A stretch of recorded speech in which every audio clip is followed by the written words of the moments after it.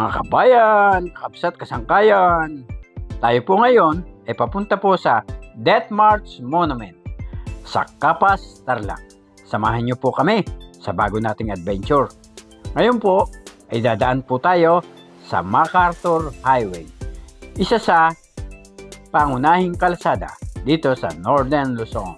Tayo na po mga kabayan.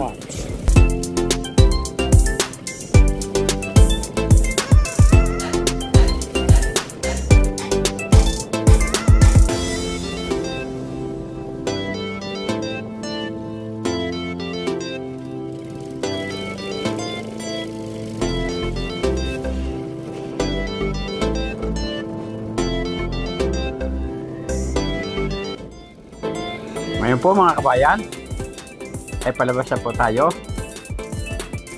Ngayon po ang ating tinatahak ay ang M.A. Rojas Highway na galing Clark Special Economic Zone. Dito po ang daan papunta po at palabas ng Clark Special Economic Zone.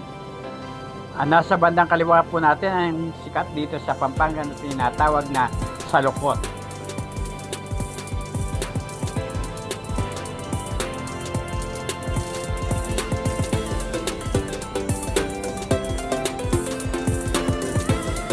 Ngayon po, malapit na po tayo sa Rotonda.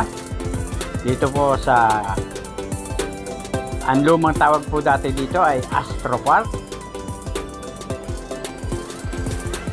Kakaliwa po tayo dito.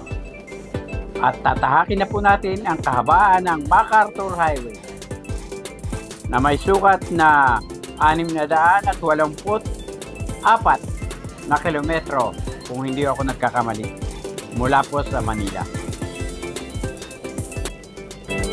At binabaybay po nito ang mga probinsya mula po sa Maynila, ang Bulacan, Pampanga, Tarlac, Pangasinan, La Union, Ilocos Norte, at Cagayan.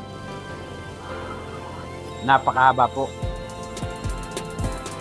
Ang MacArthur Highway po ang pangalawa sa pinakamahabang daan dito sa Pilipinas.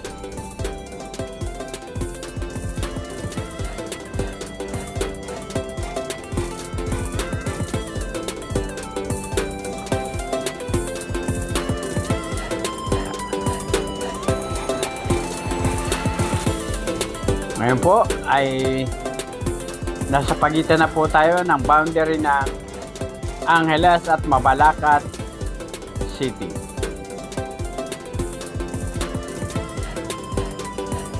Malaki na po ang pinagbago ng lugar na ito dahil nung dumating po ako ng 1996 ay hindi pa po gaanong maraming mga gusali dito. Ngayon po ay malaki na po ang pinagbago ng Dao. Sa katunayan po, kagagawa lang po ng overpass na ito na ating nasa harapan. Pero hindi pa po binubuksan sa publiko.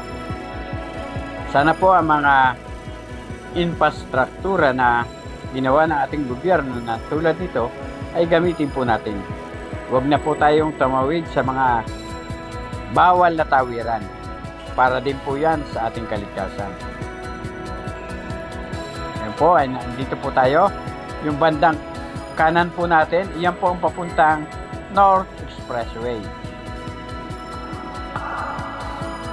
Alam niyo po, ang inyong abang lingkod ay napunta dito mula po noong 1996 nung ako'y magawi sa lugar nito. Dahil sa trabaho sa isang prestigyosong hotel, ang Holiday Inn Club. Nagtrabaho po ako doon ng 17 years. Marami din po dito ang mga badyaw na nakasabit sa mga jeep. Nanlilimos, tumutugtog ng kanilang tambol.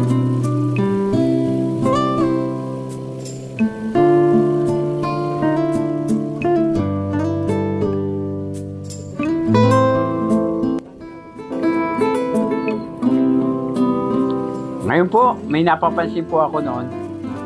Noon po, marami pong mga pampasaherong jeep. Pero ngayon po, kukunti na. Para bang unti-unti nang nawawala ang ating pampublikong sasakyan na jeep. Dahil sa ang mga tao ay nakabibili na ng sasakyan, merong e-bike, sariling kotse. Ibig sabihin, kahit papano, tayo mga Pilipino ay umasenso na. Dati-rati, kapag ka naka-owner ka, mayaman ka na. Ngayon, ang motor pangkaraniwan na lang sa isang mamamayang Pilipino.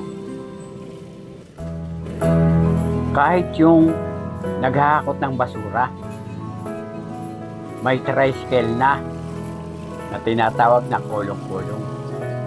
Hindi katulad noon na naglalakad lamang. Kaya't para sa aking sarili, tayong mga Pilipino ay umasenso na. Medyo nakaahon na tayo sa hirap. Bagamat mga mataas ang bilihin. Pero kahit papaano may pambili tayo.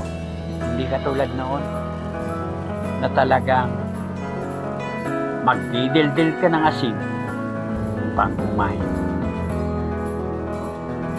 Kaya naman nagiging magastos tayo ay sa dami ng ating mga binabayaran. May TV na, may wifi pa, may karaoke pa. Siyempre, lahat ng kasiyahan may kasamang alak. Kaya dumadami ang ating mga gastusin. Hindi katulad noon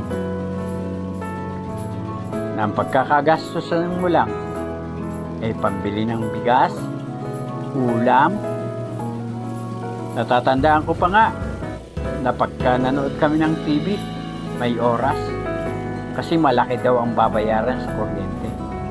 Samantalang ngayon, nakabukas na ang TV, nakabukas na ang tablet, nakabukas na ang computer, at marami pang ibang mga kasangkapan na naka-on kahit hindi ginagamit.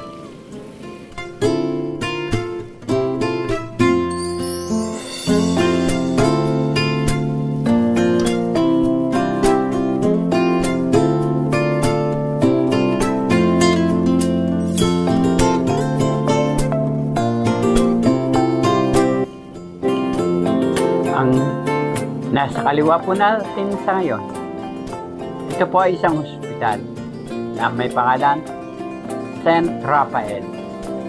Nakadalasan pong diyan po kami nagpapacheck up nung ako ay nagtatrabaho pa sa holiday.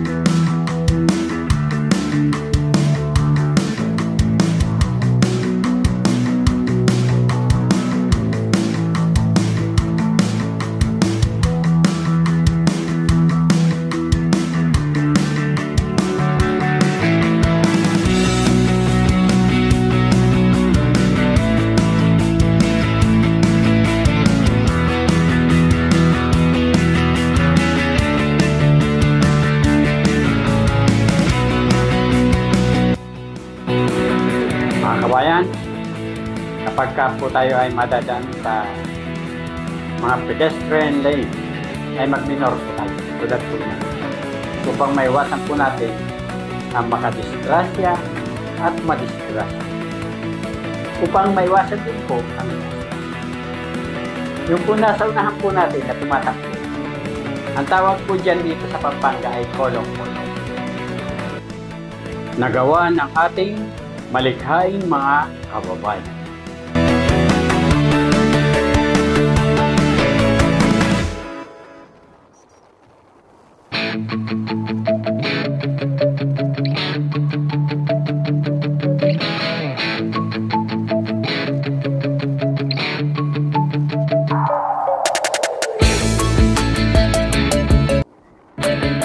Marahil ay napapansin nyo na malawak ng ating mga kalsada na dating 2-way lang ay may 4-way na. Isang palatandaan po yan na kahit papano ay umasenso po tayo. Pero marami pa rin pong nanlilimus at mga pulubi na isa nga sa palatandaan ng kahirapan. Kahit po sa mayayamang bansa, meron pong mga pulubi na tinatawag na homeless. Tulad ng Canada, alam niyo po, nagtrabaho po ako sa Canada ng 4 na taon at kalahati. Kahit po doon ay pulubi, homeless, na namumulot lang po ng upos ng sigarilyo para may masigarilyo. Dito po sa Pilipinas, wala akong nakitang namulot ng upos ng sigarilyo para lang may masigarilyo. Pero sa Canada, maraming beses po akong nakakita. Napupulutin po nila ang upos ng sigarilyo na itinapon ng ibang may kakayahang bumili ng sigarilyo.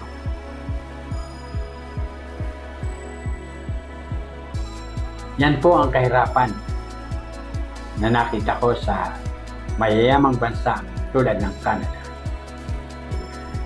Mapa, katutubo man o puti sa Canada, mga katutubo na tinatawag na Inuit o New Nation ang tawag nila doon sa mga katutubo doon, na kuminsan tinatawag nilang Red Indian. Medyo mukha din silang Pilipino dahil nga ayon sa kanilang history, noong during Ice Age ay napadpad sila doon. Ginawa nilang tulay ang mga nagyelong dagat at ilog. Dahil sila ay mga mangangaso, sinusundan nila ang mga bison.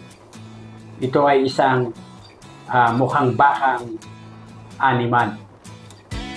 Dahil kung nasaan ang pagkain, ay nandun sila.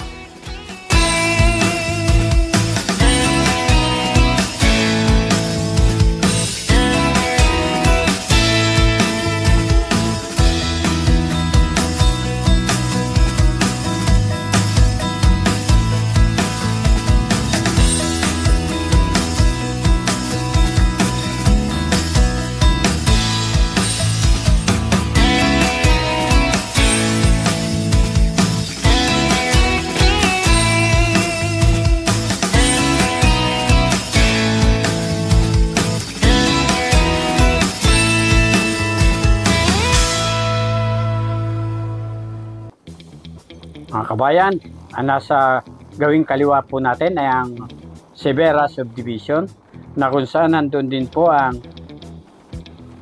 City Hall ng Mabalacat City. Ngayon po, ang tinatahak naman po natin ay ang kahabaan pa rin po ng MacArthur Highway. Malapit na po tayo sa boundary ng Bamban, Tarlac at Pampanga, na sakop ng Mabalacat City.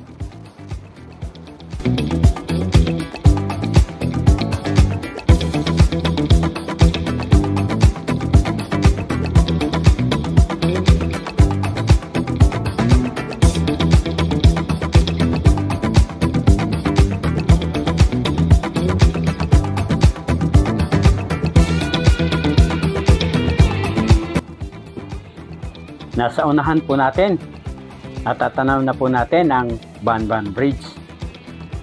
Ang Banban Bridge po ay matatagpuan po sa pagitan ng Mabalacat City at Banban sa mga probinsya ng Pampanga at Tarlac. Ito po ay may habang 571 talampakan. At sinimulan pong gawin noong 1996 hanggang 1998.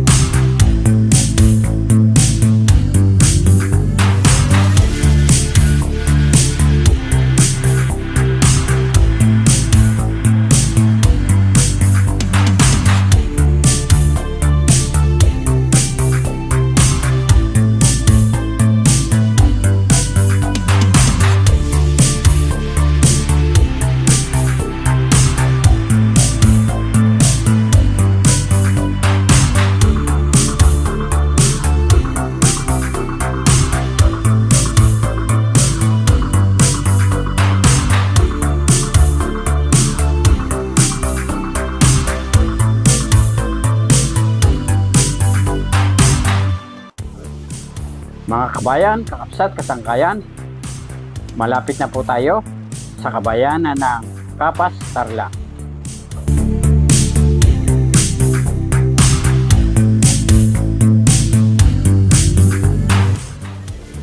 Mga kabayan, ito na po ata ang kabayanan ng Kapas, Tarlac.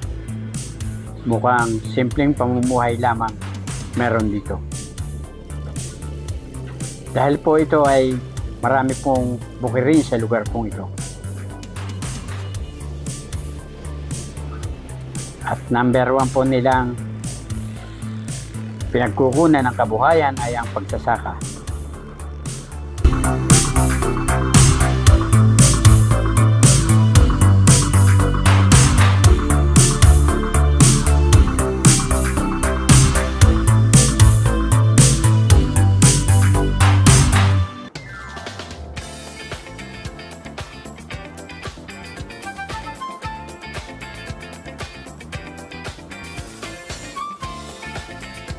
Mga kabayan, kakapsat, kasangkayan, ang Kapas Death March Monument ay matatagpuan sa Barangay Arangurin, Kapas, Tarlac, at may lawak na 54 na hektarya, na ang 35 hektarya ay natataniman ng mga kakahuyan na sumisimbolo sa 25,000 Pilipino at 6,000 Amerikano na namatay sa concentration camp na ito.